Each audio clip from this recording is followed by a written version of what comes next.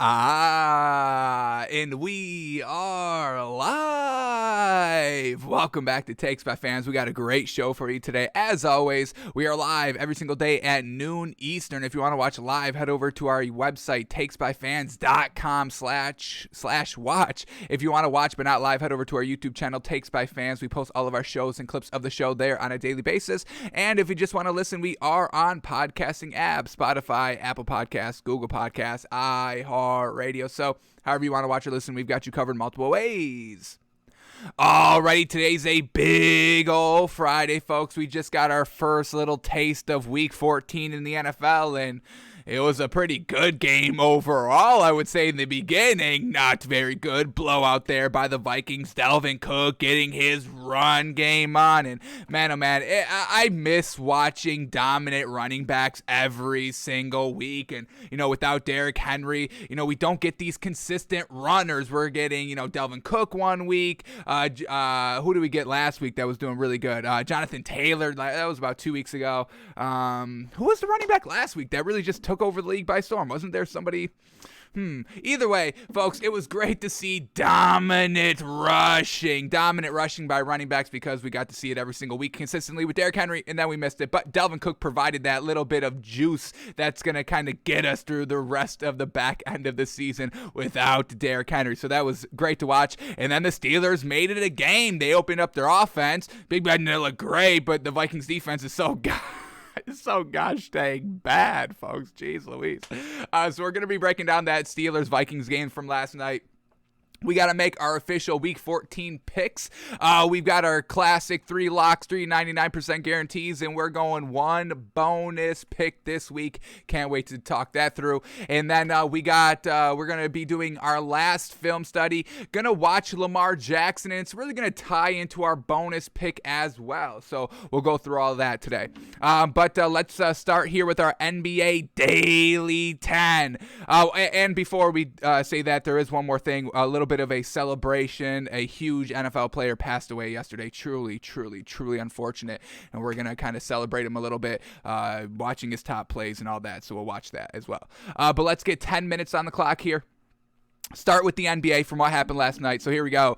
10 minutes on the clock. Next 10 minutes, uninterrupted basketball talk of what happened yesterday in the NBA. So here we go. 10 minutes on the clock, in the 10-minute start right now. Alrighty, just 3 little low games on in the NBA last night. We had 2 bets going. We hit one. We didn't hit one. Womp, 50% last night. Jeez Louise. But here we go. Let's start with the first game. Jazz at the 76ers. And this one was just too easy, folks. This one was just way too easy. Jazz -3. Yes, thank you. They win by 12. 20. Hang on, let me do the math quick. 22. They win by 22 points. Jeez Louise. Absolutely dominant win here for the Jazz, which we know, folks. This Jazz team is so gosh dang deep. And the 76ers team, ever since kind of Joel Embiid came back into the starting lineup, they haven't really been as dominant as they have been. Always kind of close wins, never really blowing teams out. So this was an easy play all day, and definitely the bet that we were kind of favoring the most when we were talking about it all yesterday. So Jazz -3, they win by 22. No big deal here for the Jazz. Getting it done. Mike Conley, 10 points, 4 assists. Donovan Mitchell, 22 points, 6 assists. Rudy Gobert, absolutely dominant, 17 points, 21 rebounds, and he had the highest plus-minus on the floor for the Jazz last night, a +17. Bojan Bogdanovic, 14 points. He shot 0-4 from the 3, but he was a +15 on the floor. I'll give him credit for that. And then Royce O'Neal, 7 points, 4 rebounds. And what's interesting here, they moved Bogdanovic to the 4 and Royce O'Neal at the 3. I don't think I love that decision, but hey, it's winning. So, okay, we'll give them credit, and we'll see if they stick with this kind of little bit of a mix-up in their starting lineup. And then their bench, folks, the bench that can literally double as another starting unit in the NBA. Hassan Whiteside, 14 points, 10 rebounds. How great is that in only 15 minutes? Oh my gosh. Joe Ingles, 11 points. points, 7 assists. Jordan Clarkson, only 11 points. He took 12 shots, but only 11 points, 3 of 10 from 3. And then Rudy Gobert, 10.6 rebounds, folks. Oh my gosh. 4 players off the bench in double-digit scoring. That's at minimum 40 points, folks. How are you supposed to compete with that on a nightly basis when this bench can go up for 40 plus easily any given night? And that's just the bench, let alone the dominant starters of, Rudy Gobert and Donovan Mitchell, kind of highly regarded all-stars in this league. What are we supposed to do, folks? This Jazz team, folks, give them credit. And if they could stay healthy, this is potentially some NBA championship favorites. We've got to update our NBA power rankings. I know we keep saying we have to. I'm looking to get it on the docket for the next coming shows, okay, folks, with the producers and, everybody wanting to get a piece of what goes in on the Daily Show and all that. I got to organize it all, but I am having the NBA power rankings on the docket for their power rankings. I will get that out to y'all as soon as possible. So the Jazz, big dominant performance like we know, and then for the 76ers, they had their classic starting lineup. They were all starting here. Joel Embiid, 19 points, 9 rebounds. He played all right. He shot 44% on 18 shots. Rudy Gobert, doing really solid down low, so we give Rudy Gobert credit. Seth Curry, 18 points, 4 assists, 2 rebounds. He shot 2 of 6 from the 3.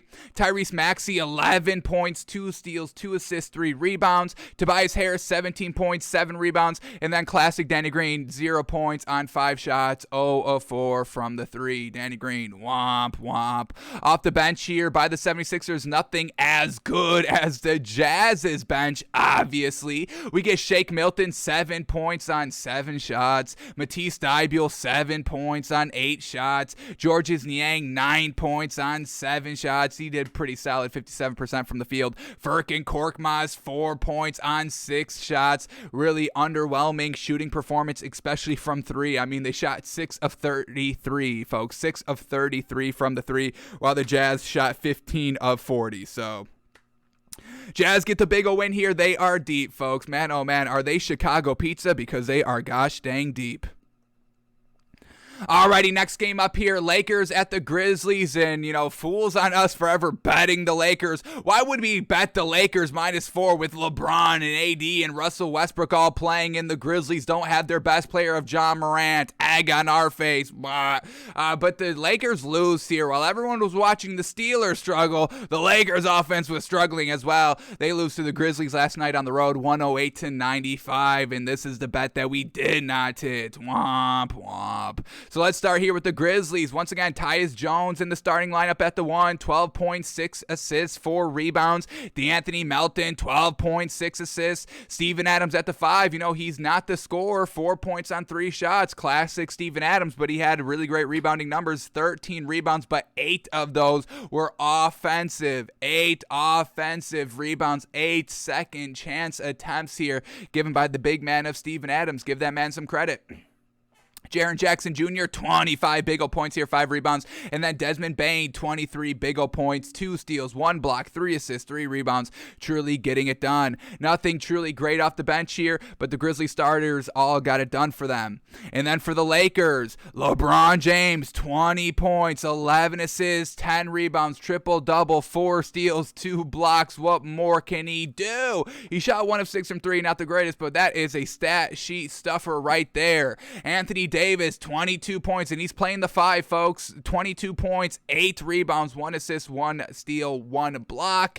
Avery Bradley at the 2, 10 points, 3 rebounds. Russell Westbrook, 9 points, 7 assists, 6 rebounds. A little lackluster night overall by Russell Westbrook, and this is when we can start saying Russell Westbrook is a little underwhelming. A -16 on the floor, the worst on the floor here for the Lakers, the worst in the starting lineup. There was 2 other players with -16 on the floor. One was Malik Monk, -16 on the floor. Come on, Malik Monk. We need you to be way more consistent than this. And honestly, I want to see Malik Monk in the starting lineup. If he's good and if he's consistent, he can easily play the 2 out here and get Avery Bradley to the bench.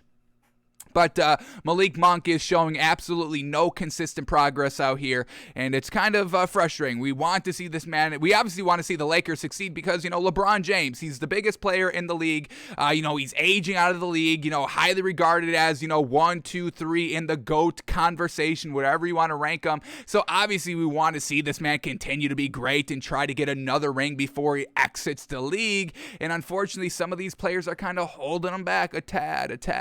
So Malik Monk, 6 points on 28% shooting. Come on, got to be a little bit better than that. And then Carmelo Anthony, also a minus 16, another player that we could have relied on real early on in the season. Carmelo Anthony getting it done for this Lakers team. But as of late, when they need him to truly step it up here and get it done off the bench because nobody else is getting it done here off the bench, Carmelo Anthony's coming up a little bit short over the last couple of weeks, and do I dare say the last month as a whole. So Carmelo Anthony, 7 points. He had 9 rebounds. I'll give him that. But minus 16 on the floor as well. So Lakers were all kind of struggling last night. Besides the King, he was getting it done. And they end up losing to the Grizzlies, 108-95.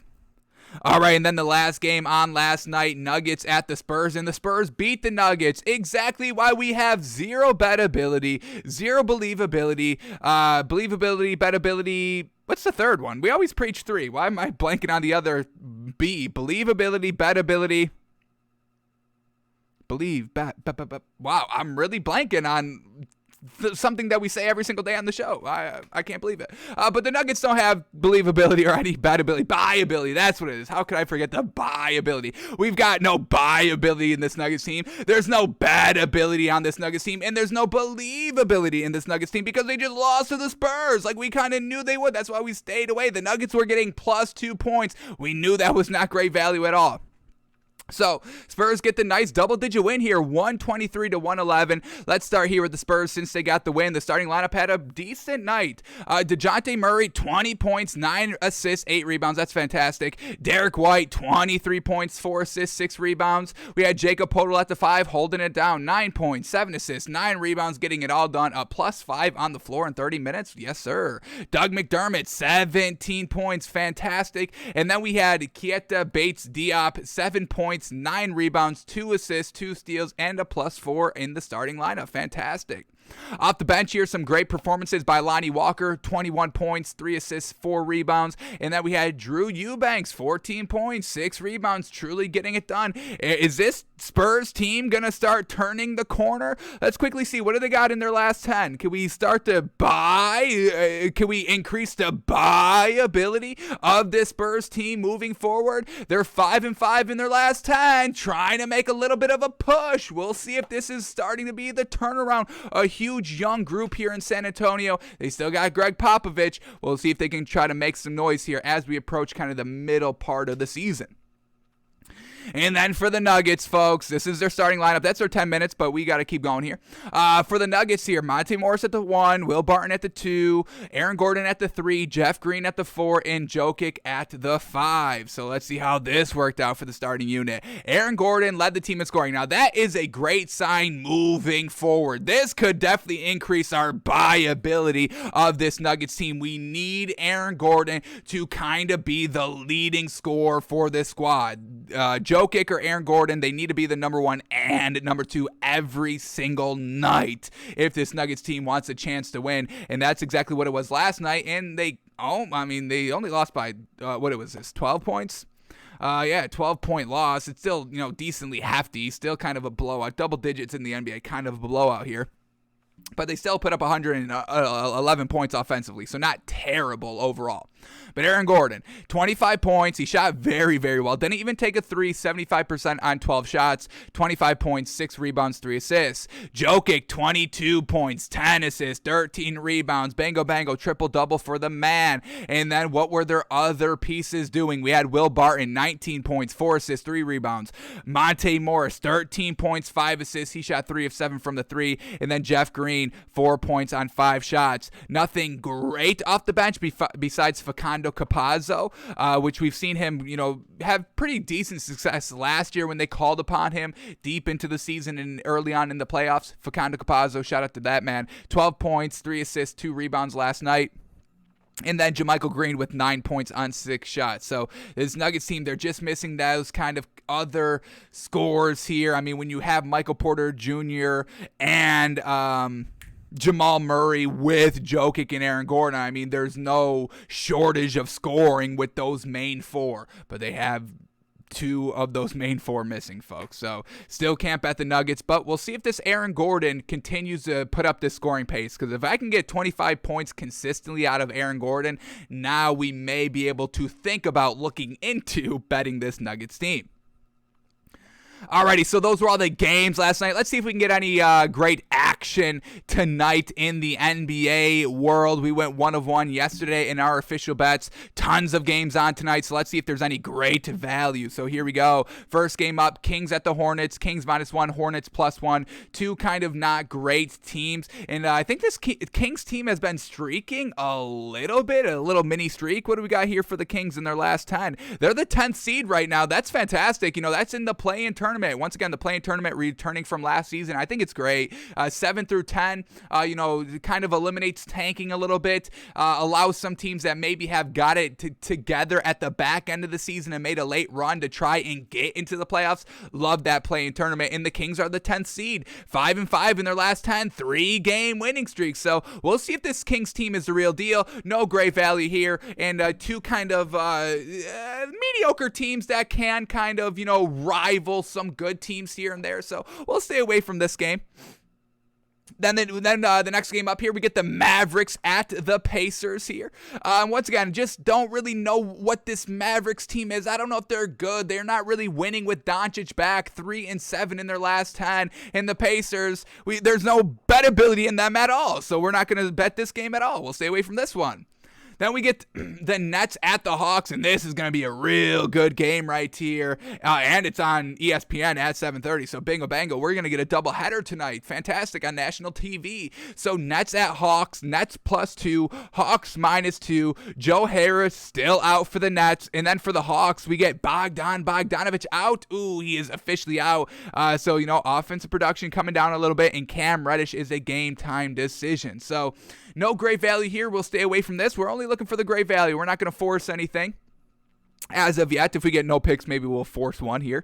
But let's keep going here. Still a lot of games to go over. Next game up here, Knicks at the Raptors. Knicks +1.5, Raptors -1.5. Man, oh man, all these matchups are 2 kind of really evenly matched teams overall, with really no great value betting them. So for the Knicks, Nerlens Noel's a game time decision. And for the Raptors, we get OG Anunoby. He's still out. Precious is a game time decision. So that's going to be the thing to look out for. But once again, no great value here. We'll stay away from it.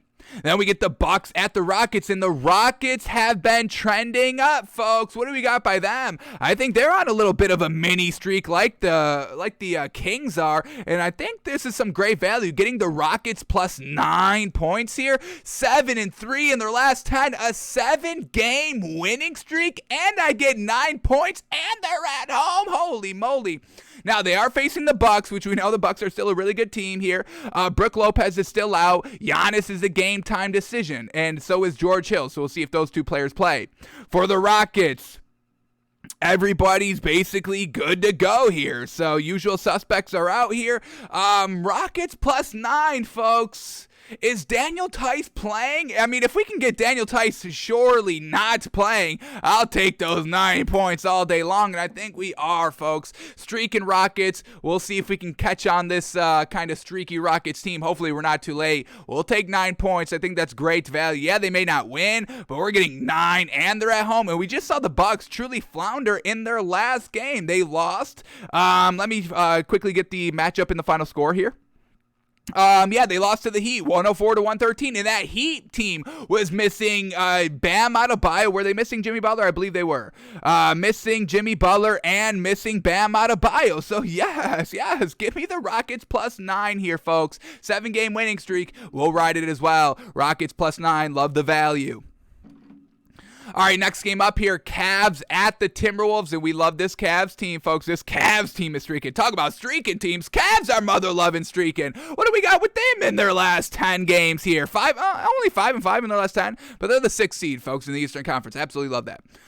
So Cavs -1, Timberwolves +1, 2. This is kind of close here. Everybody is good to go for the Cavs, and then for the Timberwolves, Patrick Beverley is a game time decision, and so is D'Angelo Russell. So Cavs -1 is looking appetizing. Don't love it. We'll see if we come back to this one. Last 3 games, let's finish them out here. Pistons at the Pelicans. Pistons +6.5. Pelicans -6.5. 2 not great teams. I'm not going to bet on that. Lakers at the Thunder. Lakers on the back-to-back. We'll stay away from that. They just kind of, let us down. We bet them yesterday. They let us down, and I'm not ready to forgive them and rebet them to try and make up for that. So we'll stay away from this one. And then the last game of the night, Celtics at the Suns. And Suns only -4.5 points. I think I love it. Celtics +4.5. Suns -4.5. Is this the second game? It is the second game of the doubleheader on ESPN tonight, 10 o'clock p.m. Eastern time. Celtics at the Suns. Now, Suns, 9-1 in their last 10. They just had that little hiccup against the Warriors, and they're good to go back at it. Still no Devin Booker for this Suns team, and that's fine. I think we're good with this. And then for the Celtics, Jaylen Brown is out, so they'll probably play a little bit better here, but overall, the Celtics team, they're going to get a little bit worse as they progress through the season, having that kind of, veteran Al Horford in their starting lineup, folks. We do like Dennis Schroeder and Marcus Smart at the 1 and 2, respectively, without Jaylen Brown. So, like we said, we do believe the Celtics could be a little decent tonight, but I got to give it to the Suns here. Suns at home, Celtics on the road. I don't love that. And we're going to take the Suns -4.5 here, along with the Rockets +9 for a little bit of a double parlay right here. 2-teamer. We'll take it. Odds +256, bet 100, win 256, and get your 100 back. So Rockets +9, Suns -4.5. Absolutely loving those values here, and we're ready to make some money tonight. Alrighty, now let's, so that's all the NBA we had to go over for today. Now let's head over to the NFL, folks. And before we kind of, break down the game from last night and get into our Week 14 picks here, I do want to kind of celebrate a great NFL wide receiver, Hall of Famer that truly, unfortunately, passed away yesterday. And I don't think there's really any firm cause of death, and they just called it like a medical emergency. But man, oh man, Demaryius Thomas, folks, and I'm sure y'all have heard, you're seeing everybody kind of, pay the respects on Twitter. Tom Brady, Tim Tebow, all the athletes spanning from NBA, all the athletes everywhere, kind of paying their respects to Demaryius Thomas, and a great wide receiver. Always loved watching this man play. So we're going to kind of respect this man and celebrate this man. We've got a top 10, his top 10 play highlight package. I have not seen this, and we're just going to kind of put this man a little bit under the microscope here. NFL Reel on YouTube. He says this is the Demaryius Thomas's top 10 plays of his entire career. So we'll see if he does him justice here, and we'll celebrate him breaking down his stats and watching this top 10 plays here. But let's quickly just double check this article real quickly. For the cause of death, because I think it is just a medical emergency, truly just unfortunate. So quickly right here, former Denver Broncos wide receiver Demaryius Thomas, whose quiet demeanor bellied a burning desire to achieve what he routinely called, quote, everyday greatness, has died at age 33. Roswell, Georgia police said Thursday night that Thomas was found dead in his home. Preliminary reports, according to police, indicated Thomas's death might have resulted from a medical issue. So that's really all they're saying about it. Man, oh man. And we get this. Oh, man, let's keep going here because we're getting a little bit of information. So let's keep going in this article. LaTanya Bossinger, a first cousin who grew up with Thomas, so close they considered themselves siblings, told the Associated Press that the family believes he died from a seizure. Quote here from LaTanya. Says, quote, he had been suffering from seizures for over a year, and we believe he had a seizure when he was showering. Man, oh man. Quote, "We're not sure when he died. We just spoke with him yesterday." Man, oh man, truly, I mean, prayers up to the family, everybody that knew this man. Man, oh man, a great person. Everybody says he was a great person. I mean, there was no kind of like black mark when he was in the league, anything like that. So well done for Demaryius Thomas, a great career. Let's kind of highlight his achievements quickly. Just overall has that Super Bowl win with the Denver Broncos. Fantastic. With Peyton Manning, all of that. And look at all these back-to-back 1,000-yard receiving seasons. I mean, this is how you get it done and truly why you get into the Hall of Fame. We get 1, 2, 3, 4, 5, almost 6, 5 back-to-back 1,000-yard receiving seasons. Starting from 2010, 1,400 yards. 2013, 1,400 yards again. 2014, his highest yardage in a season in his entire career, 1,619 yards. 2015, 1,300 yards. 2016, 1,083 yards, and then very close to 6 straight back-to-back 1,000-yard receiving seasons in 2017 with 949. Look at all these multiple touchdown seasons, 10, 14, 11, back-to-back again, double-digit touchdowns. That's how you get it done. Super Bowl champion, All-Pro, and he should be in the Hall of Fame. Just retired in 2019, so he's gonna definitely get in there. So an absolutely amazing career. Let's quickly see, what did he do in the Super Bowl? Did he have a great Super Bowl game? I don't think it was great, but I think he got it done. Let me quickly see here his playoff game logs. Let's see what he did in the playoffs. Oh my God, his first playoff game ever, 2011. 4 catches for 204 yards. Oh my gosh, yes, sir. And man couldn't wait to get in the playoffs and show y'all what he could do. Man, 204 yards, man, oh man. And then in the next game in the playoffs from 2011, facing the New England Patriots, 6 catches for 93 yards. A menace exploding onto the playoff scene. You love to see it. The following year, 2012, 3 catches for 37 yards. Unfortunately, they lose to Baltimore. And was this the game that set Joe Flacco to win the Super Bowl? Is this correct? The 2002 Ravens, they did win the Super Bowl. Dang. So, Demaryius Thomas, always a great person. He's like, you know what, Joe Flacco, you take this ring. I'll get a ring a little bit later in my career. Joe Flacco, you probably won't get another one ever. You probably won't get another chance ever. So I'll let y'all get this ring this year. So what a great person overall, folks. Man, oh man, Demaryius Thomas, man, truly unfortunate.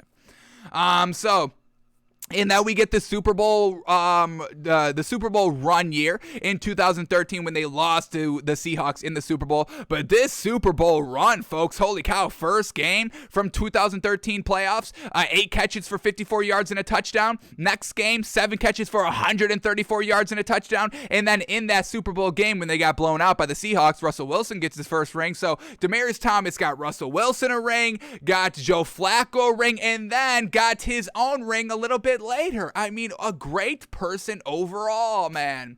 Again, in the Super Bowl, first time he got to the Super Bowl, 18 targets, 13 receptions for 118 yards and 1 touchdown. Was that his most targets he's ever had? What kind of 18 targets? I mean, a go-to there, reliable, got to do something. The Peyton Manning, Demaryius Thomas connection was there. Then it took a year off in 2014. Got to the playoffs against Indianapolis, 5 catches for 59 yards, and then his Super Bowl winning run where he didn't have that much of an impact.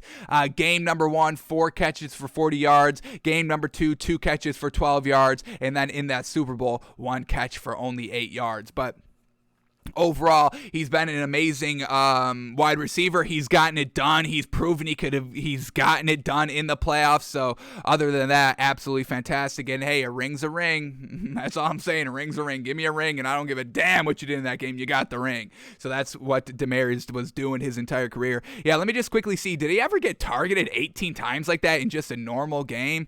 Just kind of quickly seeing here, most from year 1, 9 targets. Most from year 2, 13 targets in a game. Most from year 3, 14 targets. Most from year 4. Where are you on year 4 now? Lost count. But yeah, 14 targets is what I'm seeing is the most. 16 targets in 2014, and he caught 8 times for 226 yards. Man, oh man. 17 targets. So, man, oh, man, I mean, truly, when they needed him the most in that Super Bowl game, and we know that wasn't Demaryius Thomas's fault of why they got blown out to the Seahawks that first meeting, he was still there. Hey, I'm open. I can get it done, but the defense gave up 43 points, and nobody else could score on this team. So, absolutely fantastic. So that was the most times he was targeted in a game, 18, and it came in the Super Bowl. He was trying his damnedest to get it done. Unfortunately, nobody else was trying to help him out. He had the touchdown, the one lone score, 72% catch percentage on 18 targets. That's how you get it done. Absolutely. So, Demaryius Thomas, man, absolutely a stud. Absolutely first ballot Hall of Famer, no question. Man, oh man, fantastic.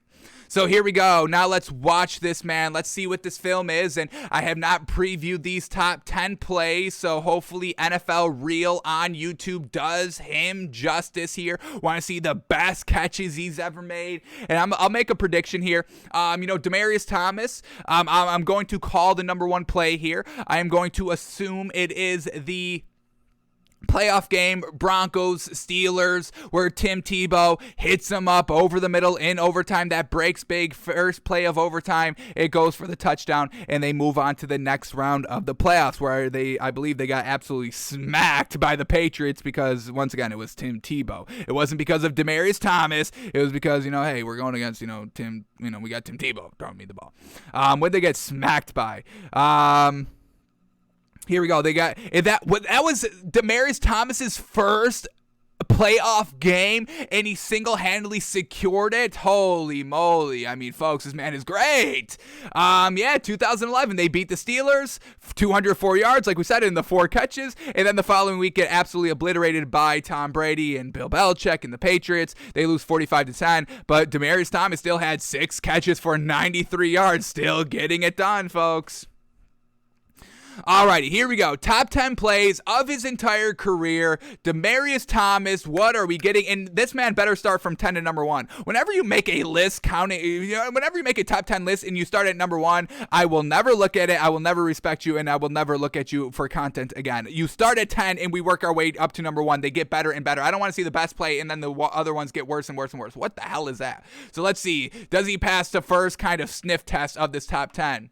Better be starting at number 10. And yes, he starts at number 10. Fantastic. Now we judge them to see if these are actually good plays or not. But here we go. Demaryius Thomas, top 10 career plays. First play up here against the Titans here. Down 10-0 in the first quarter. Backed up at their own 5-yard line. Play action pass. And boom. Demaryius Thomas over the middle of the field with a nice little one-handed catch here. We'll get another look right here. Demaryius Thomas. Oh, yeah. One-handed grabs, baby. Why do I need 2 hands when I only need 1 to catch the ball? Have 2 balls thrown on the field so we can move the ball twice as fast because I got 2 hands. I'll catch each ball in 1 hand. Fantastic catch there by Demaryius Thomas. All right, play number 9 here. Up 1 point against the Cardinals in the first half. Demaryius Thomas one-on-one and bango, down the sideline. Beats his man in the elite speed. Tall, fast, touchdown. Now we're talking. I was going to say, number 10 is just like a 5-yard catch in a not really meaningful regular season game. I was going to say, now we get the big hitter touchdown pass right here. I mean, just look at the separation he gets on this defender. I mean, man, oh man, by the time of the catch right there, about a half yard of separation, stays on his feet, and then outruns that last defender, racing him down on the sideline. That's about an 80-yard tug there by Demaryius Thomas. And folks, he's 6'3", folks. 6'3", 225. This is a nice, beefy man out here, able to get it done with that speed. Sheesh, that man's a monster. Play number 8. What do we got? All right, tie game against the Saints in the first half. Demaryius Thomas, another spectacular one-handed grab. Man, move, man, oh man, over the middle. Knows he's going to take a shot right here. Still reaches his big old mitt across the middle of the field to pick up the first down, to get the catch, holds onto the ball. Fantastic. Play number 7 here, 0-0 game in the first quarter. Demaryius Thomas wide as heck open, rolling out to the right, stiff arms one defender, rolls it all the way down the right sideline for the last 20 yards, and that's the touchdown. And look at Demaryius Thomas stunting right here, holding the ball like a loaf of bread and is not apologizing for anything. All the wide receiver coaches are like, oh, protect the ball, hold on the ball, secure the ball, two-hand, blah, blah, blah. Demaryius Thomas is like, I don't give a damn what y'all say. Do y'all not know who I am? Number 88, baby. I'm holding this ball one hand for the last 20 yards, and nobody's even going to try and catch me because it's a touchdown already. Demaryius Thomas, oh, look at that masterful footwork on the sideline, too. Man, oh, man, this angle gets better and better. Man, look at that. Look at that. Right in bounds right there. One-handed with the ball still, stunting, flexing Demaryius Thomas. And that was in the, was this it, what was that in? Man, oh man, against the Bears, folks. I was going to say, I thought this was some playoff game, but it wasn't. All right, here we go. Play number 6. What do we got? All right, here we go. Super Bowl game. First time against the Seahawks in the Super Bowl when they got blown out, and it was a little bit more on Peyton Manning than it was on Demaryius Thomas. But here we go. Demaryius Thomas trying his damnedest right here, down 36-0. Demaryius Thomas opens up the scoring here for the Denver Broncos. A Super Bowl touchdown right here. Man, oh man, scoring in the Super Bowl. What else is an NFL player looking for and wanting out of the game of football other than to score in the biggest game that there is? And look at that, great concentration, being brought down, touchdown by Peyton Manning to Demaryius Thomas. Fantastic. Play number 5 right here. Alrighty, against the Patriots, and this is Timmy T. Is this Timmy T? No, this is Peyton Manning. All right, and Demaryius Thomas, another one-handed grab right here. Holy moly. Yes, sir. Decently open here. Demaryius Thomas, he absolutely burns that defender right there to get that nice yard of separation. A nice one-handed catch on the sideline. Down 7-0 in the first quarter. Looking to drive a little bit more here against the Patriots. And man, oh man, what a spectacular catch. Sheesh. Play number 4. What do you got for Demaryius Thomas? Peyton Manning throwing on the ball. A nice little comeback route, and he's going to take this one all the way. The elite speed. Oh, the move inside. And once again, the loaf of bread approaches, holding the ball in one hand. Not saying sorry. Look at this. Shifting back inside. And he still got the speed to finish off the last 20 yards. Bingo, bango, tall, fast, great catching ability, great hit ability. The man is a beefy man. We said 225 pounds.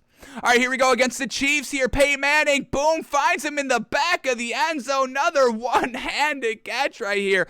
Holy moly, going up and getting it. We know he's 6'3", and Peyton Manning is still overthrowing this man, but he's got the hops to go up and get it. He's got the toe tap to toe tap inbounds while catching it at one-handed. Holy moly, Demaryius Thomas is that man. Woo, woo.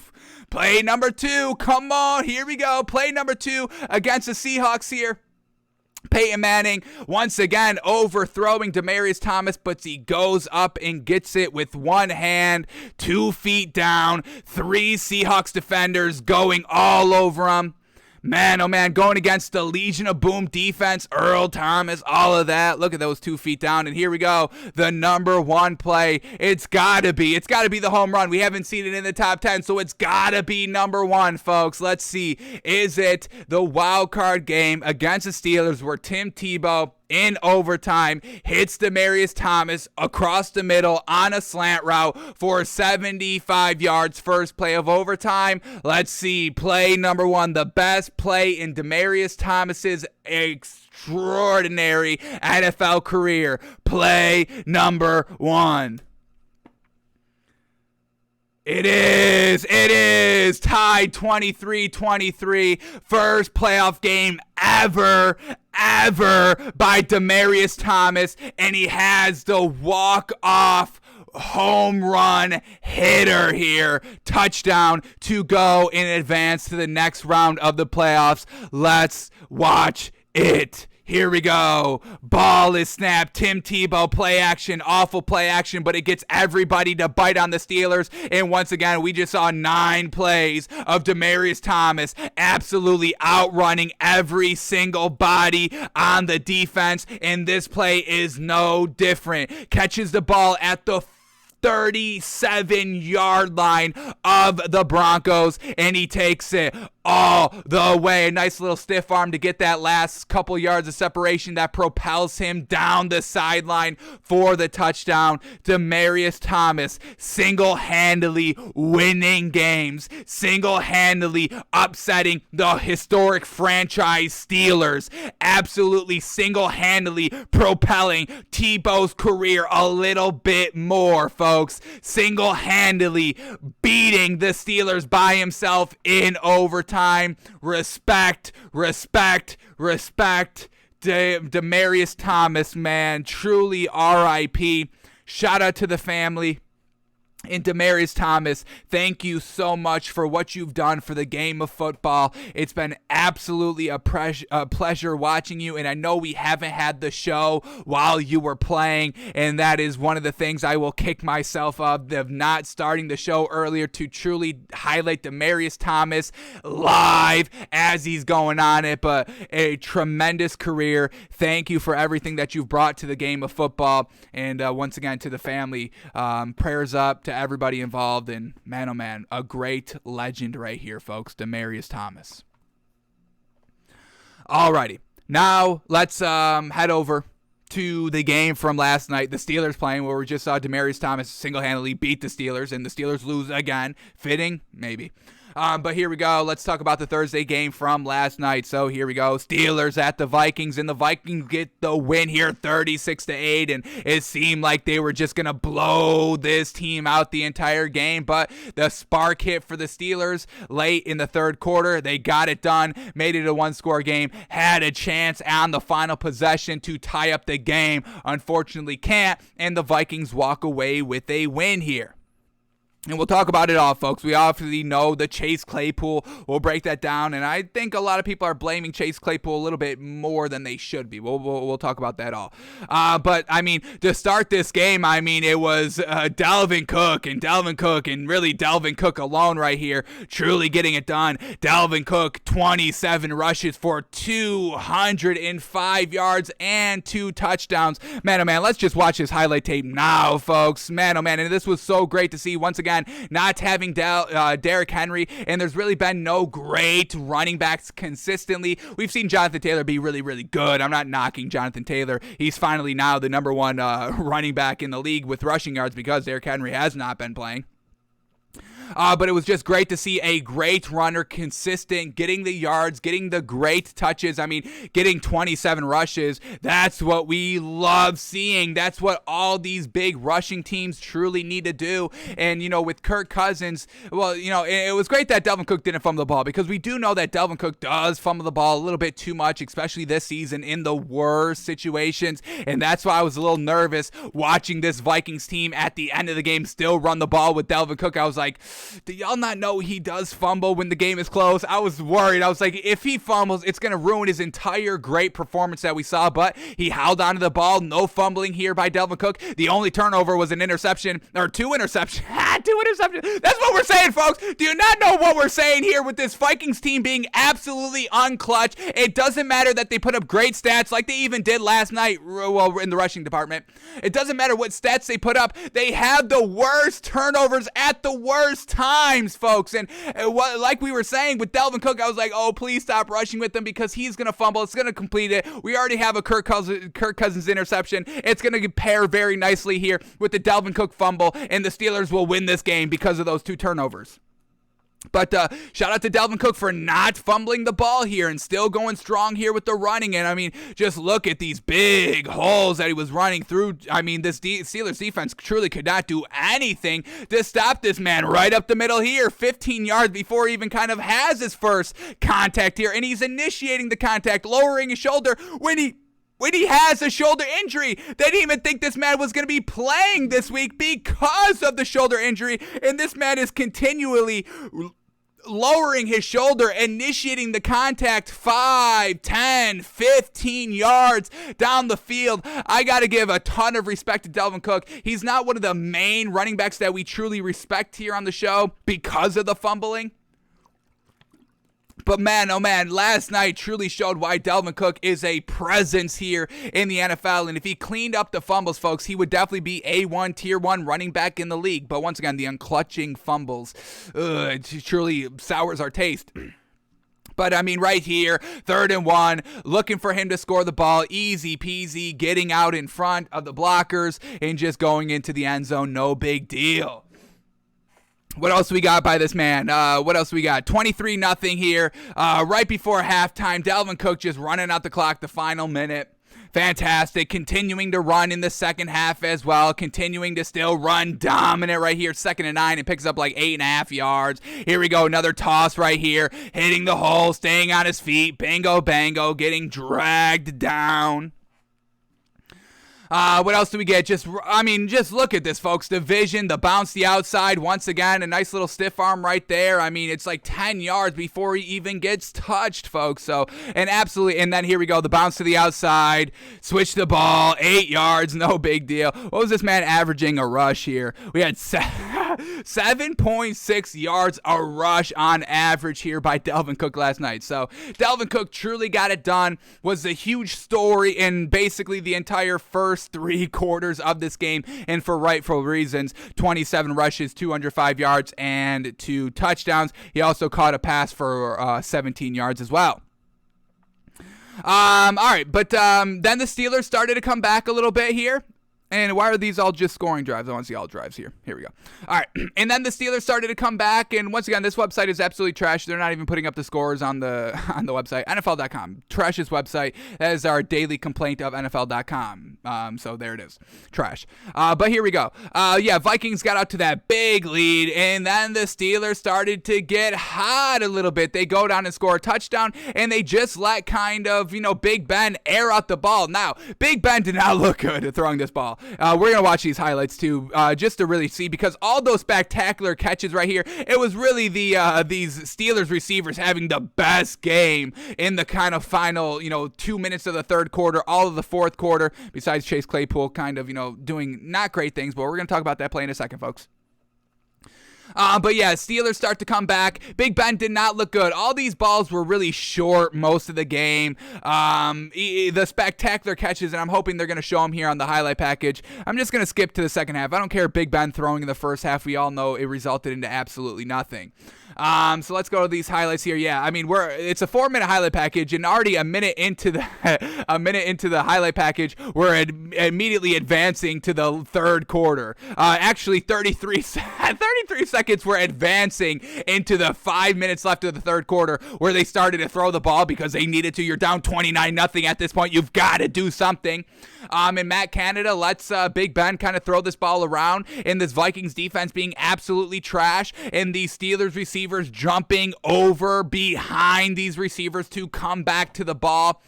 So the receivers truly deserve a lot of the praise for why. And I mean, just like this one, ball underthrown right here. We see the receiver just jump over the defender right here to come back toward this ball. I mean, come on. The receiver had a nice kind of half a step on the defender right there. You put that out in front. Now we're talking. But it's a spectacular catch right here.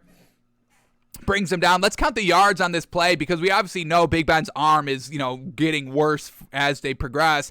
So let's count. He throws this one from the 30-yard line, gets it all the way down to the 40. So, I mean, it's only 40 yards, folks. It's not like he's airing it out 55 yards. So it kind of seems, is 40 yards Big Ben's max? Because that's really, really not good, and nothing I really want to move forward with. And we obviously know this is his last season. But it's a great catch right there. Absolutely spectacular catch. James Washington, great catch. Let's watch this one in slow motion really quickly right here. Just goes up, High points it. Man, oh man, just absolutely mosses the corner right there.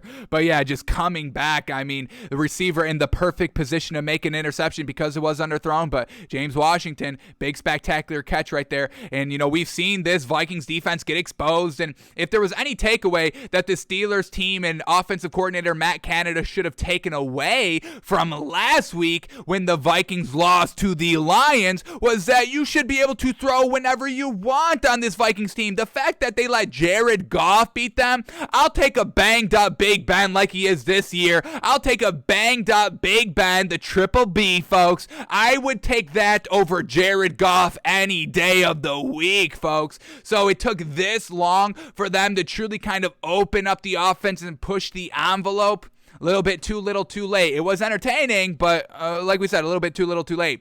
Here we go in the red zone. Big Ben, nice little out route once again by James Washington, commanding the respect of the corner, so playing off of him.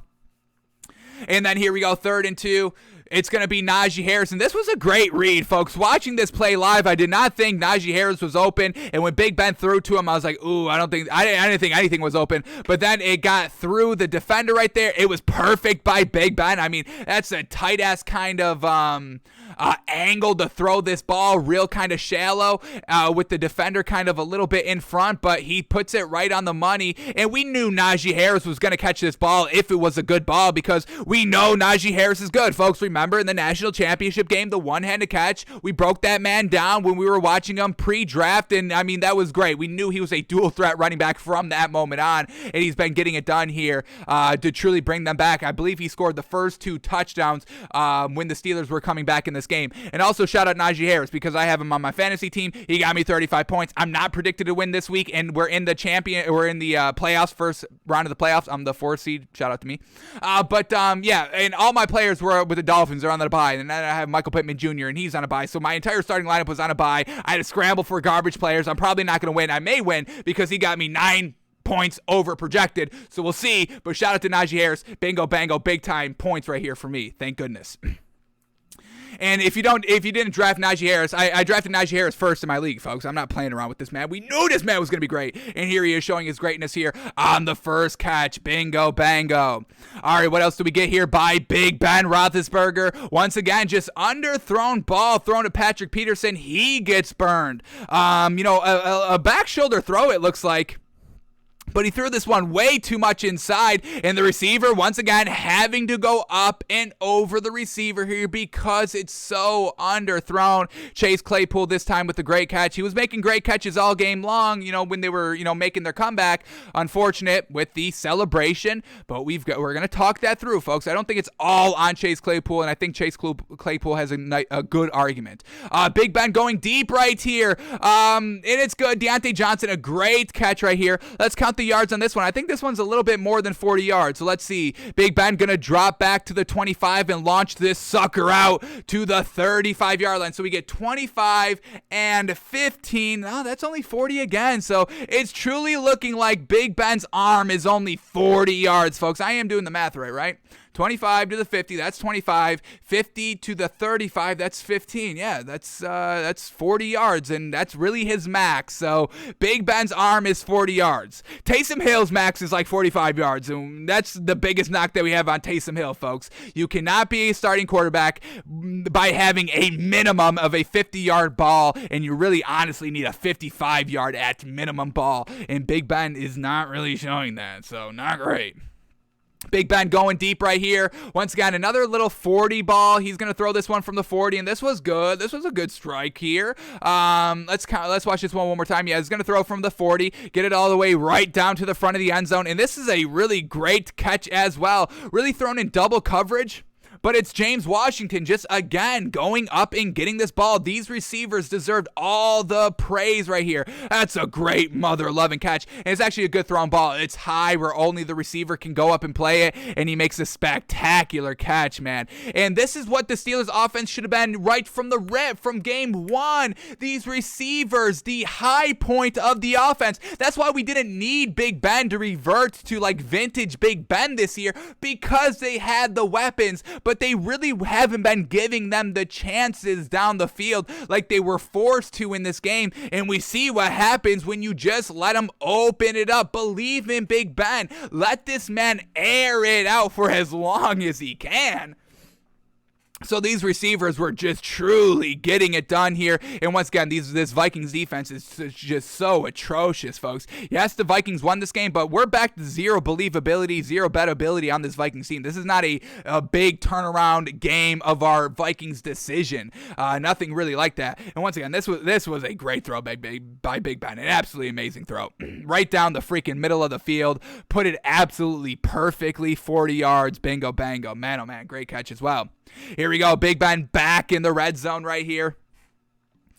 Nice little out route right there, and that's Pat Freiermuth. Bingo, bango, trying to lead the comeback down 16, 4 minutes left. A big touchdown there, and Pat Freiermuth is going to have the potential game-tying touchdown catch, or the potential to the game-tying catch. Here we go, down 10 right here, and there's Deontay Johnson there for the 2-point conversion. They make it an 8-point game. Then we get Big Ben loading up again, going deep, and there's the flag. Let's count the yards on this one. Another big down the field throw, looking about 40 yards. Let's just say we'll call this one from the 2. There's the 2. We'll round it up to the 5, and it gets down to the 45-yard line. So this was like 45, 43-ish yards right there. Good, but once again, kind of 40. It's better than 40, obviously, but it's still kind of like 40 max, folks. And then here's the big old play that everybody's talking about, the slant route to Chase Claypool. Let's watch this video because it's a little bit more clear, and we can play around with it a little bit more easier. So here we go. It's 4th and 1. They obviously need to pick up the first down. They're still down 8 points. They hit Chase Claypool on a nice little slant route. It's wide open. Bingo, bango. That's a full yard of separation right there. Big Ben puts it on the money, secures the grab, and this is where all the controversy is coming from now. He gets taken down right here. He's down. Clock is running. They don't have any timeouts, so they've got to get up to the ball and spike it. Now, I understand. Yes, Chase Claypool should not have celebrated and should have just gotten up immediately and put the ball down. But he does make a few good points. He had a nice. He spoke to the press after the game and was basically like, I celebrated, but I knew I was on the right hash and the ball was going to be placed right here. He's already basically where the ball is going to be placed. Also, they're moved about 5-6 yards down the field, so it's not gonna excuse me there. A couple of throat clears to finally get the job done. But Chase Claypool right here, like 6 yards down the field. So the Steelers offense is going to take not that much. It's not like a 20-yard run down the field. It's like a 6 yards, couple of steps. But he's already on the right hash. So I understand that. Like, hey, I know I shouldn't be celebrating, but I did celebrate. It's a big 4th down pickup. And, he is already on the right hash, so he doesn't have to move that far, so he can get a quick celebration in, and then by the time the celebration is kind of done, everybody's already up to the line. They just have to, place the ball. So here we go. Let's kind of take this frame by frame. Chase Claypool gets up.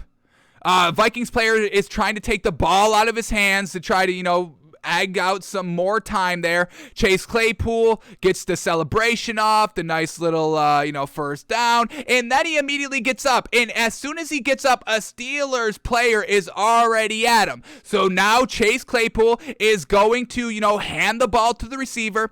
And let's quickly see how much time went off the clock before.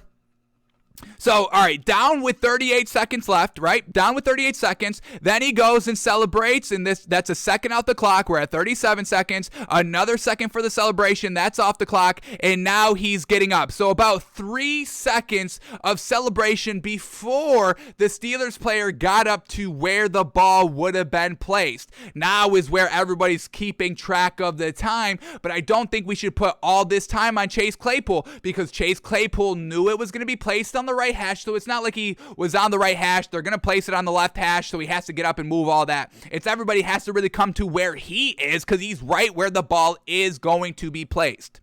So 35 seconds left now. Chase Claypool is up, going to move towards the right hash, which is like a step behind him. He turns around looking for the ref now, and another Steelers player knocks the ball out of his hands because he's trying to be like, hey, give this ball to the ref. Now, it's good that he's doing this because, yes, it's a nice heads-up play, but Chase Claypool knew what to do, and the ref was right there. The ref was a step behind the player that knocked out the ball of Chase Claypool's hands, folks. So Chase Claypool would have handed him the ball right there, and really no extra time would have ran off the clock, and the Chase Claypool celebrating after the touchdown wouldn't have been a story at all, folks. It wouldn't have been a story at all.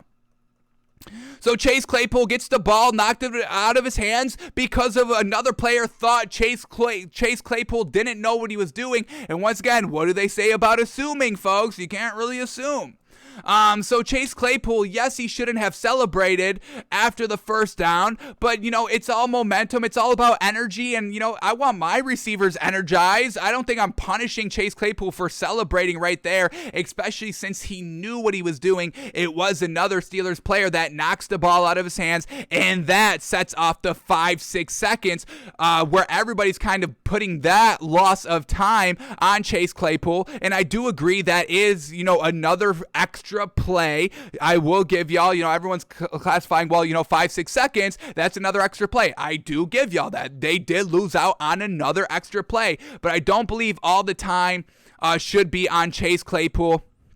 And then after they spiked the ball, Chase Claypool back to celebrating. He's like, y'all cut my celebration short. I'm still going to get my celebration off, though. Y'all not going to stop me from celebrating.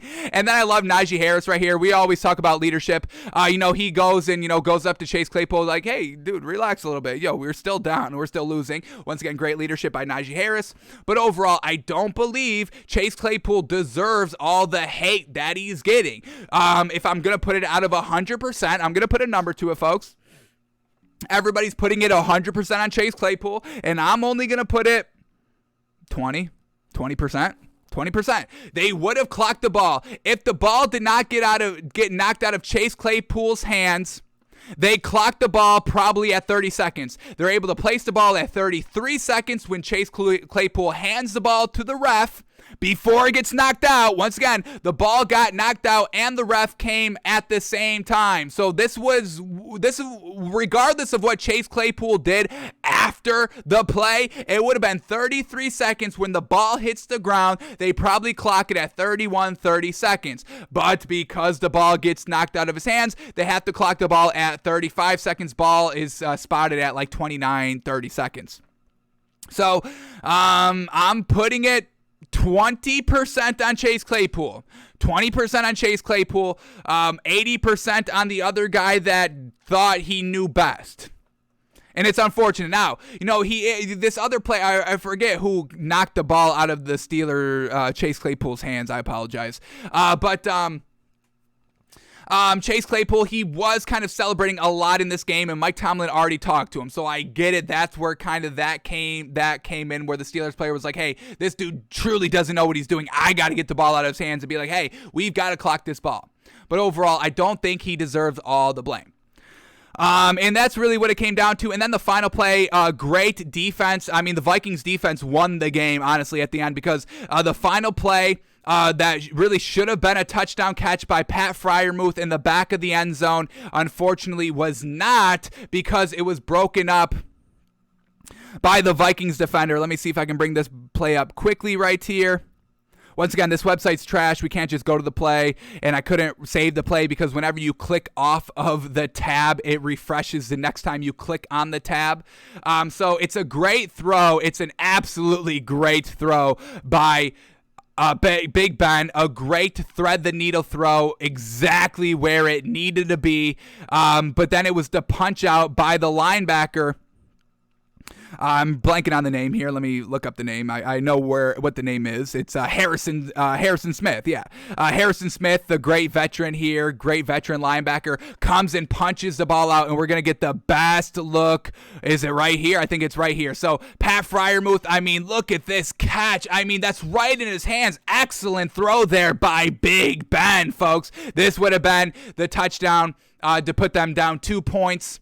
And then Harrison Smith comes over and knocks out the ball. He knocked out the ball. It's not Pat Freiermuth just dropping the ball or the big hit that came in that jarred the ball loose. It was the punch over the top.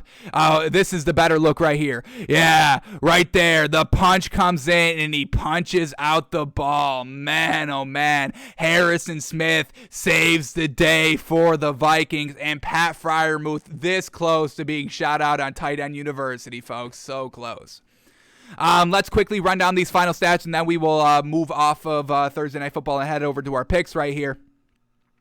So here we go. Big Ben, he went 28 of 40. 28 of 40 was slinging the ball around in the second half. Is that 78? Is that 70%? 28 of 40? Damn, 70% throwing, 308 yards, 3 touchdowns to pick. What happened on his interception right here? Only interception by Big Ben results into 3 points by the Vikings. Sheesh. Still would have lost, obviously. They lose by 8, and that touchdown, it wasn't even a touchdown, so unfortunate there. Rushing game, Najee Harris, 20 rushes for 94 yards and a touchdown.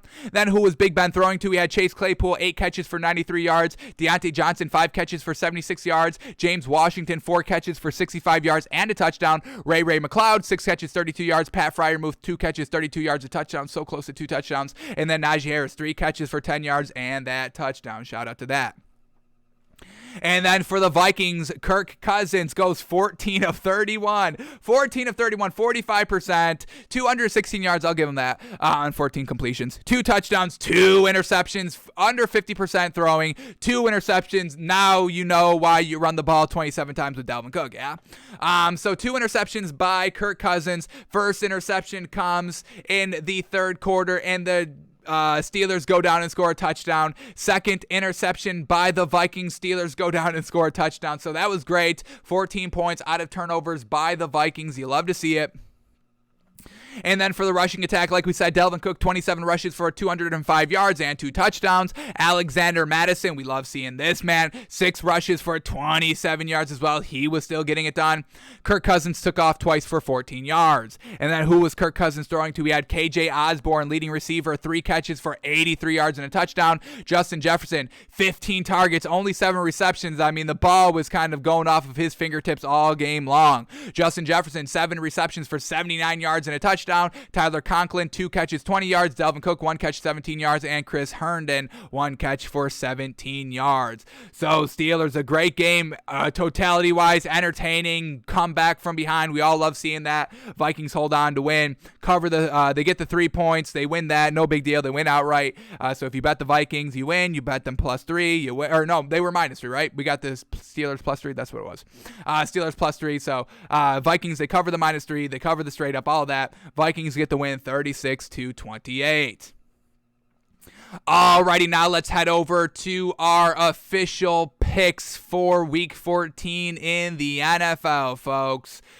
We predicted and reacted to the lines yesterday, saw where kind of the great value was, gave y'all some hints on what we were taking this week. So we do 6 picks every single week, folks. 3 locks, 3 99% guarantees. You can bet whatever you want in our lock section. These will all hit. 99% guarantees. We feel so strongly about them, but there is maybe one thing potentially, possibly, maybe that goes wrong that possibly, maybe hinders the bet potentially, maybe a little bit. So last week, we did great, folks. We did absolutely great last week. We went 4-2 officially. Our 3 locks were Dolphins -4.5. They win by 11. Easy peasy there. We had the Ravens -4.5. Oh, shucks there. They lose by 1 to the Steelers. Then we had the Patriots +3. They win by 4. Bingo, bango. Then we had the Eagles -7, and I think that's probably the best bet that we hit all season long. We knew it was a trap bet. They still don't have Jalen Hurts. We still rock with the -7, even though the line drops to -5.5, and they win by 15. No problem. The proudest bet of the year, folks. I think that's my proudest bet of the season.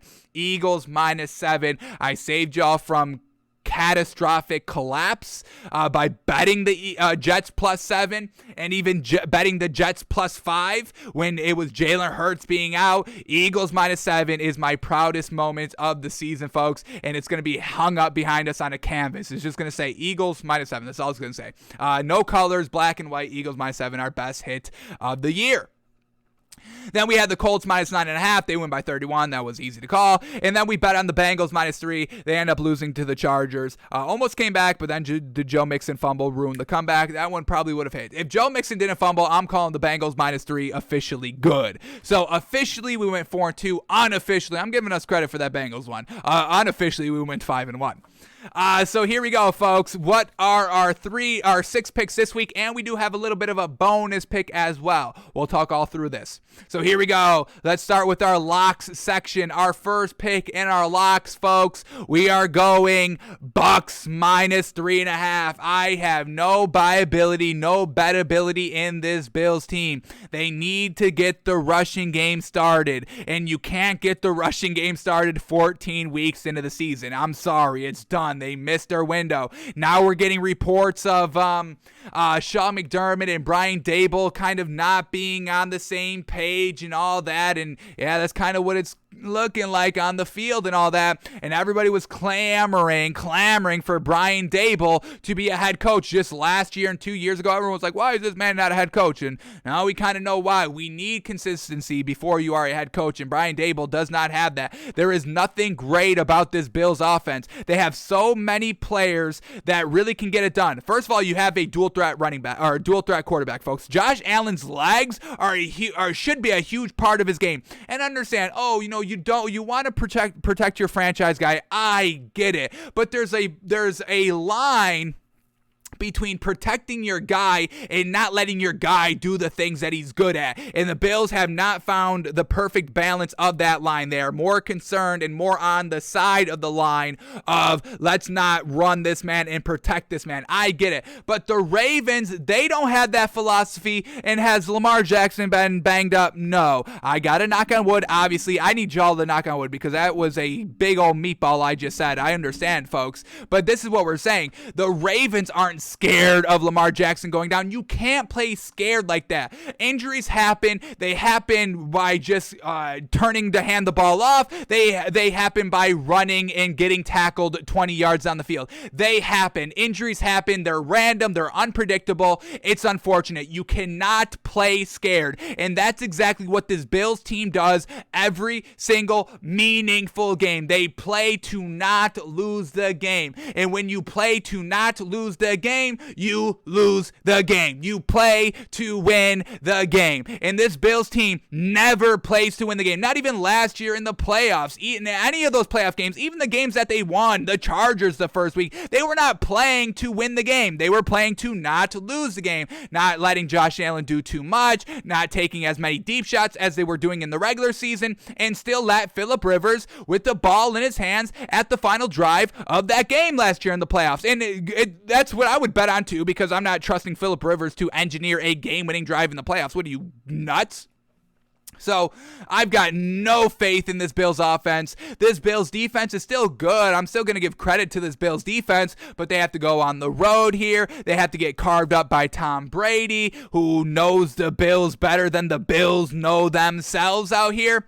So Tom Brady, the Gronk connection, just got re-hooked up last week. 3 catches, 2 touchdowns, I believe. Bingo, bango. Tom Brady at home. Tom Brady knows the Bills. The Bills' backs are against the wall. I mean, this Bills team, honestly, they may be under the most pressure of any team in the NFL. Lions don't have any more pressure because they just won last week, so they're not going to go defeated. Nobody cares about the Lions' rest of the games. Who cares? Win or lose, it doesn't matter. They're still trash overall. We know this.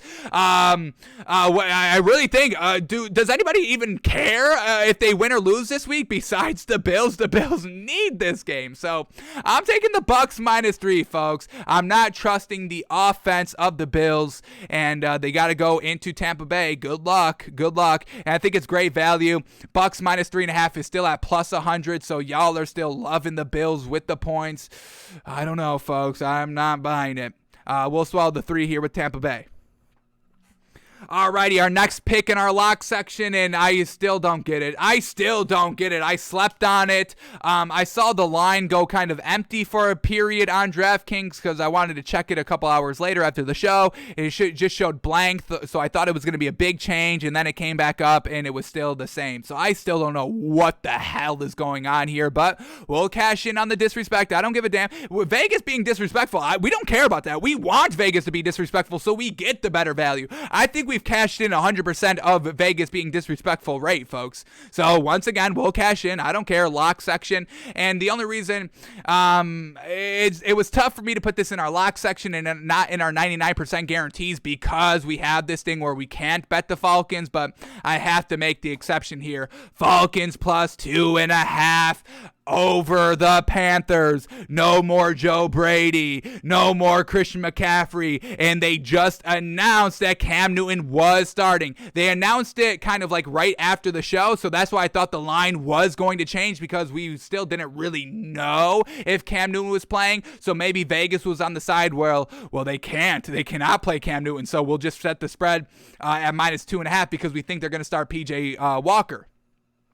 That's not the case. They are starting Cam Newton. So Cam Newton can't throw the ball. I don't love this Falcons defense, but it's Cam Newton. He can't throw the ball, folks. The man cannot throw the ball. That's what it is. So this Panthers offense is going to be super limited. They don't have an offensive coordinator. It's Cam Newton. Cam Newton is this new offensive coordinator. The offense, they don't even know the plays. Who knows what they're going to call, what this offensive coordinator is going to call. You think they got it all shored up on their bye week? No, because they fired Joe Brady at the end of the bye week. At the end of their free week, they fired Joe Brady. So they have this week alone. It's not like if they fired Joe Brady at the start of their bye week, then maybe I would give them a little bit more credit and a little bit more probably just more credit, more faith, and maybe we wouldn't even take the Falcons plus 2.5, but they fired him at the end of the bye week. The news came on Sunday, folks. Sunday. That's kind of the start of the new week. He got like a 4-hour jump start.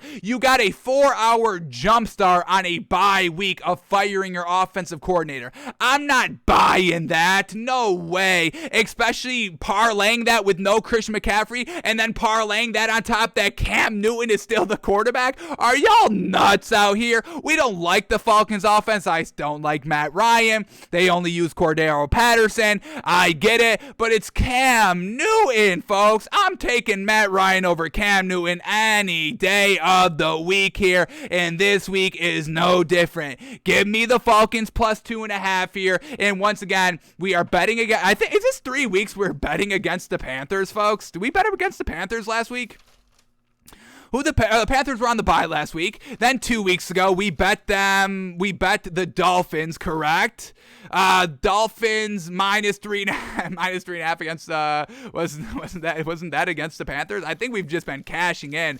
We took Washington, folks. Plus how many points? How many points was Washington getting that week that we took? Did we not take that? All right, this is the Dolphins week. Hang on, Washington plus 3. Was that it? I got so many notes here, folks. I don't know what you want from me. But the point of the story is that we've been cashing in on betting against the Panthers and getting points doing so. And this week is no different. Falcons plus 2.5. Give me it. Oh my God, what is Vegas thinking, folks? I just don't get it. Give me the Falcons plus 2.5. Alrighty, our last pick in our lock section. Are y'all ready? Here we go. We're going Monday Night Football, folks. Cardinals minus 2.5 here. Vegas is saying the Rams are a 0.5 point better on a neutral field. I totally disagree. This Rams team, they just haven't beaten anybody good, folks. Have they beaten anybody good? They beat like one good team, and they already faced the Cardinals this season in LA. Now they're on the road. Truly unfortunate there. But this Rams team, who have they beaten? They beat the Bears, the Colts, and the Bucks. That's real early in the season. Colts, I don't think it's a great win. Bucks, early season Bucks, Super Bowl champions. Okay, maybe I'll give you a little credit for that win, but it was still early on in the season. Remember, Broncos started 3-0. Panthers started 3-0, folks. Stop it. I'm not even counting any of those 3 games. What happened after that 3-game winning streak by the Rams real early on in the season? Then they face the Cardinals. They lose by 17. They beat the Seahawks, the Giants, the Texans. Are those good wins? No. Then they lose against the Titans, which, was a good team at week 9. That was a good team when Derrick Henry was there. Then they lose to the 49ers. Not good. Or was Derrick Henry in this game? Was this his last game? Derrick Henry played this Rams game?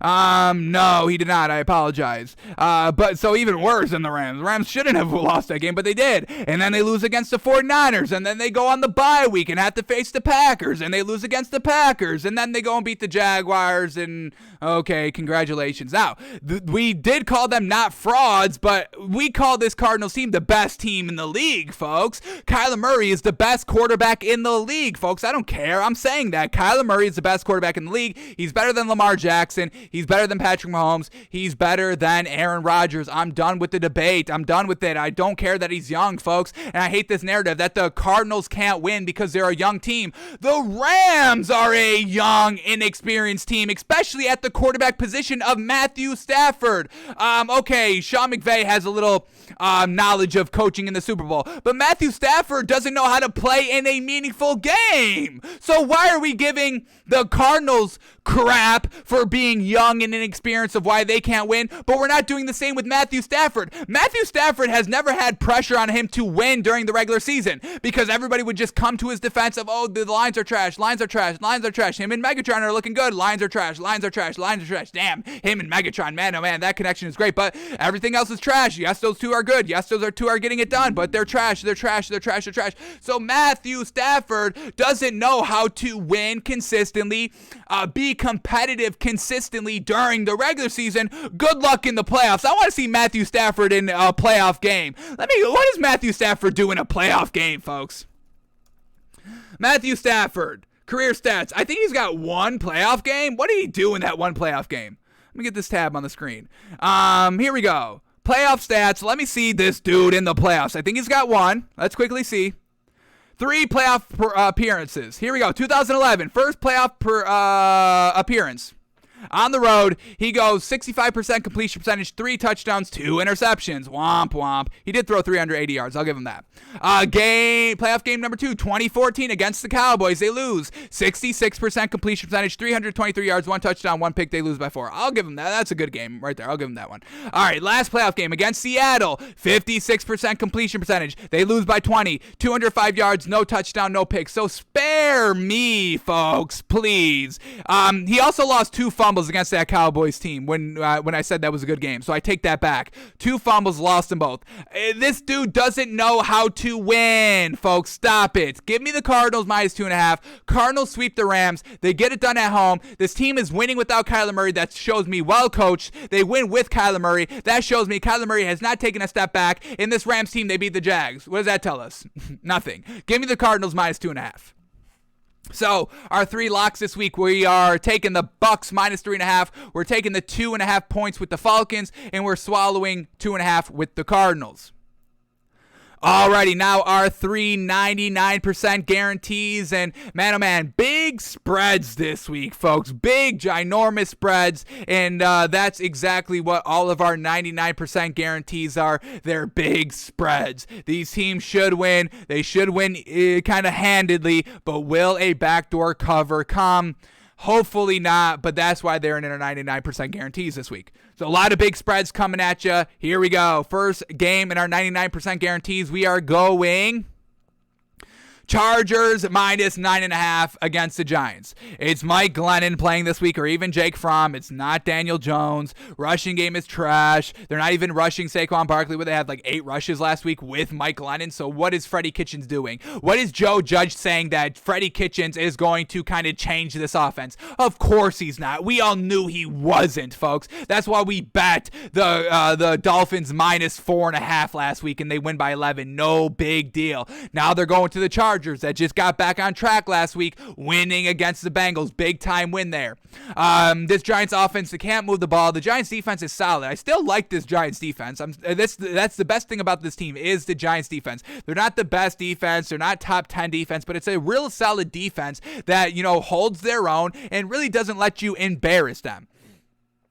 Justin Herbert likes to throw a couple of interceptions, here and there. But overall, for the most part, it's Chargers at home facing this Giants team. We just got to swallow the 9.5 and live and die by the result. I'm not betting on Mike Glennon with 9.5 points. Are you out of your mind? No, thank you. We'll swallow the 9.5 here with the Chargers.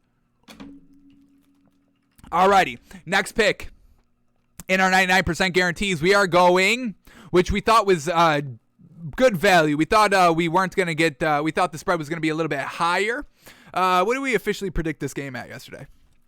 We got, what do we go?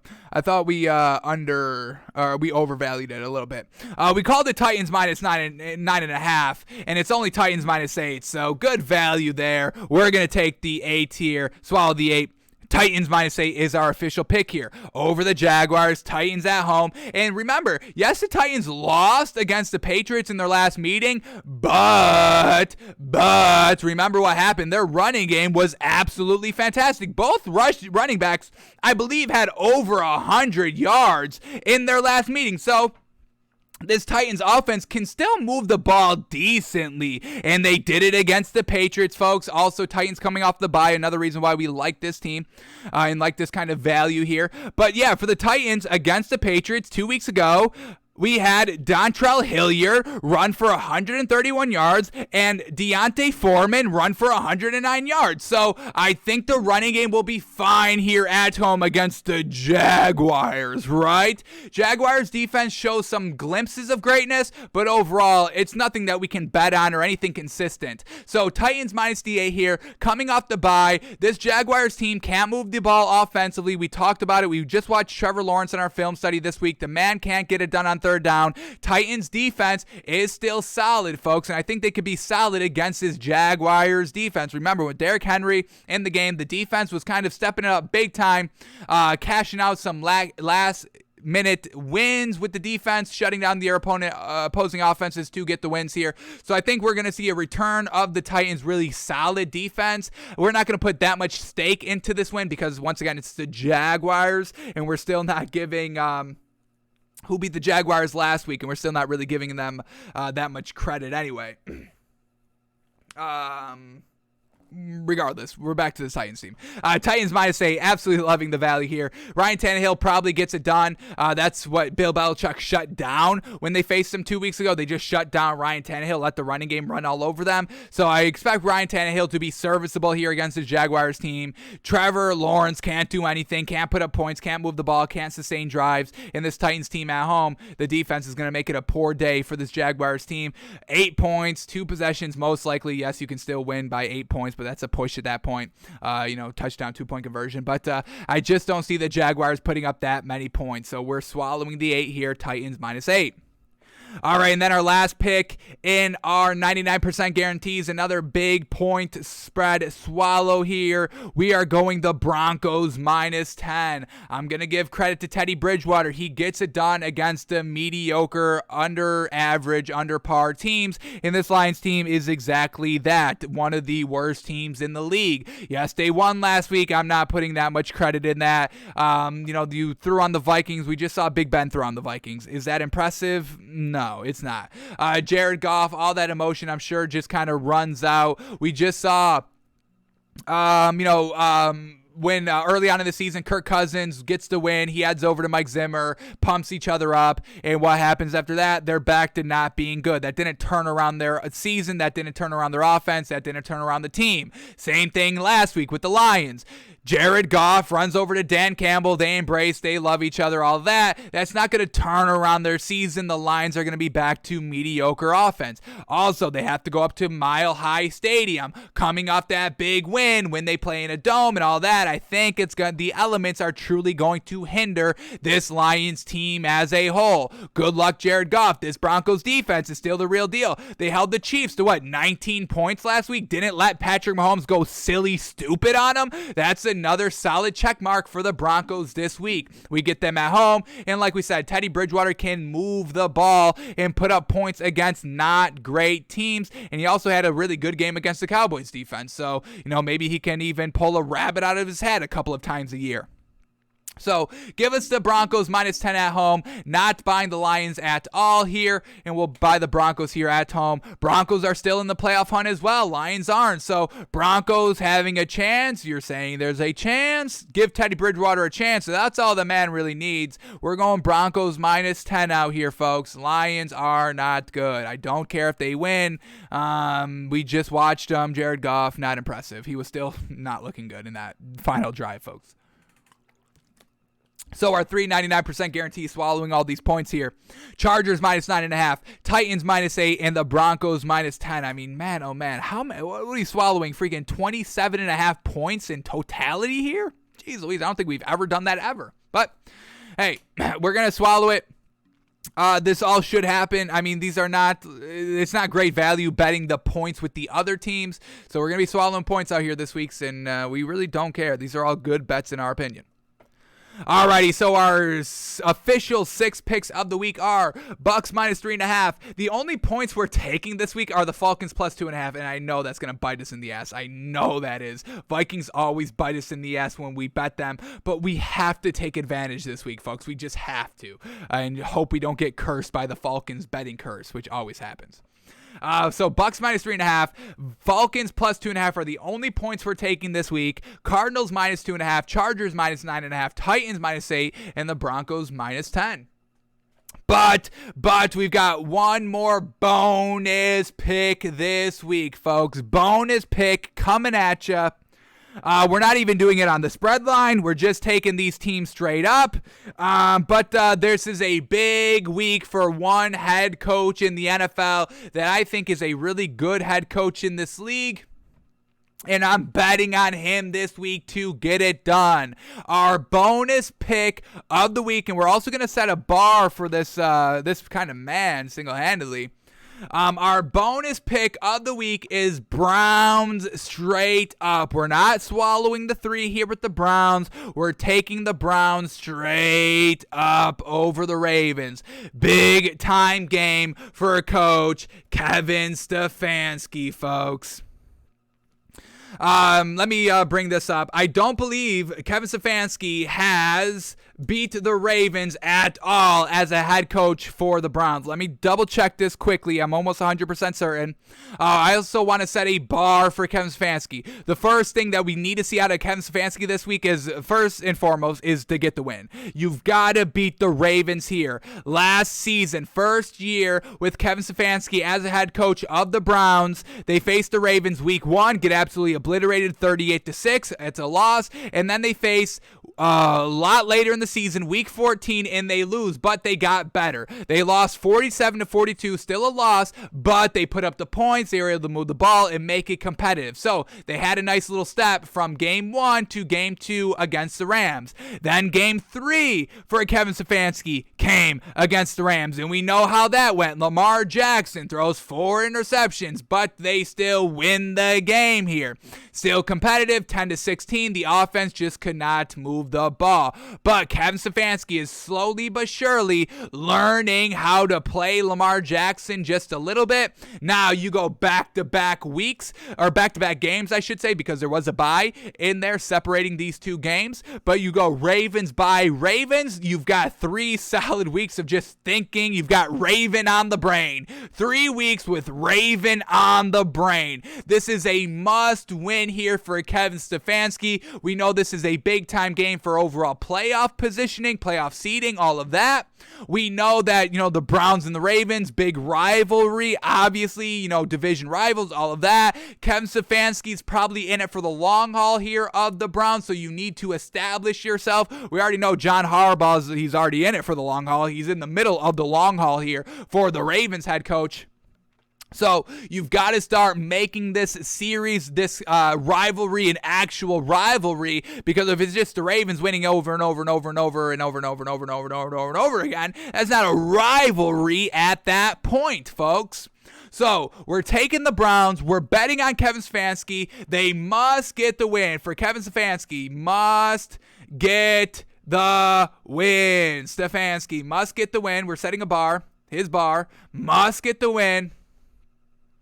And really, they've got to shut down Lamar Jackson. You've got to finally, and they kind of did that last meeting, so this shouldn't be that hard. They got to kind of make Lamar Jackson uncomfortable. I mean, how you've got to figure it out. You've got to figure it out. Hunker down 3 straight weeks of figuring out how to shut down this dude. Make sure that this man still doesn't win while throwing 4 interceptions, correct? And the other bar that we're going to set for Kevin Stefanski, make the Ravens pay for all or most. I'll say most. If there's like 8 turnovers and they only get it done on like 6, okay, that's still really good. If there's like 3 turnovers, we really have to see you capitalize on all 3 turnovers. So we'll set a little leeway in there for potential big turnover numbers, which hopefully there is. Browns at home. Browns good defense. Browns kind of at full strength right here. So kind of the healthiest they've been in a little bit, now that they're truly coming off the bye. So make the Ravens pay on all turnovers. What did they do against the Ravens a couple weeks ago? I know it wasn't making them pay on every single turnover because they only had 10 points. So what is that? Let's quickly go back to the week here, 2 weeks ago against the Ravens. Here we go. Browns, Ravens, here we go. Browns, Ravens, here we go. Here we are. All right, I just want to kind of recap what the Browns did off of all those turnovers by Lamar Jackson just quickly. So here we go. First turnover by Lamar Jackson results into 3 points. Second interception results into a fumble. Third interception results into a punt. And the fourth interception results in a punt. So they capitalized 3 points. 3 points on 4 turnovers. That's not getting it done. Kevin Stefanski, we know you're calling the plays here. We know you're scheming up the offense here for the Browns. You must get it done. I know Baker Mayfield isn't the best quarterback out here. I get it. But at the end of the day, you must make it work. Bill Belichick is making it work with Mac Jones, a rookie quarterback. Don't throw the ball 3 times. I don't give a damn what you have to do, Kevin Stefanski. You got the running backs to truly not throw the ball at all. I'll give you all that. But you must get it done this week, Kevin Stefanski. So our bonus pick of Browns on the money line, minus 140. Our bonus pick, we are betting on Kevin Stefanski. If he loses this game, folks, if he loses this kind of bet that we're putting up here, I mean, we're truly off of Kevin Stefanski. You must finally beat the Ravens. Please get it done right here. You've had so much time to prepare. You're getting better every single time. You just must pull the trigger now. What do we got in the playoff seedings? Let me go to the playoff machine. Are the Browns in the playoffs here, folks? Are they officially? Let me check the playoff machine. Let's check the playoff standings quickly here. Obviously, it's a big game for the Browns, and the Browns are currently not in the playoffs. I'm just going to click this. We'll play around with this a little bit probably on tomorrow's show, but what happens? Browns beat the Ravens straight up. Nothing else happens in the league. Browns beat the Ravens. What happens? Browns beat the Ravens. Browns can't even get into the playoffs. Now, the Ravens dropped to the 4th seed, but the Browns single-handedly can't even get in with the win. They need help, so definitely a must-win game here for the Browns, folks. Kevin Stefanski, get it done this week, please. Get it done this week. We're betting the Browns on the money line. Alrighty, that's going to do it for us today, folks. We couldn't get to the Lamar Jackson film study, folks. I tell y'all, when we get like 3 or more segments on the show, we're going the full time. We can't fit anything in. So I'd rather shout out Demaryius Thomas than watch Lamar Jackson maybe not get it done. Maybe. So We'll try to push that off till tomorrow. We'll still try to get that in. We still got a show tomorrow, folks, just because, the mainstream media doesn't do shows on weekends doesn't mean that little old us Takes by Fans. We do shows every single day, folks. Sunday, Saturday, doesn't matter. So we're back here live tomorrow, noon Eastern. We'll do our NBA Daily 10. We'll play around with some playoff predictions. I want to go through the rest of the schedule here for the remaining couple of weeks and walk through it and predict the winners and see what the final outcome. That's probably going to be our main thing that we do tomorrow. And then we'll try to get to Lamar Jackson's film study and all that. So playoffs tomorrow in the NFL, we're going to kind of get down to the nitty gritty, our final kind of what we think is going to happen and our final prediction of what the playoff teams are going to look like. That's coming up tomorrow. And we'll watch Lamar Jackson in our film study, try to get to that. We'll break down the NBA and whatever breaks today. We'll talk about it and all that. So, thanks for tuning in. Thanks for watching. Thanks for listening. We're back live tomorrow, noon Eastern, looking at the playoffs, Lamar Jackson, NBA, all that good stuff. Make a little bit of money today in the NBA with our official picks. And make some money this weekend with the NFL picks. We went 4-2 last week, folks. We've got our finger on the pulse. We know the NFL. We're making money this week, folks. We're feeling very confident. And Kevin Stefanski, please get it done this week. Alrighty, folks. That's it for us. We're back tomorrow live, noon Eastern. We will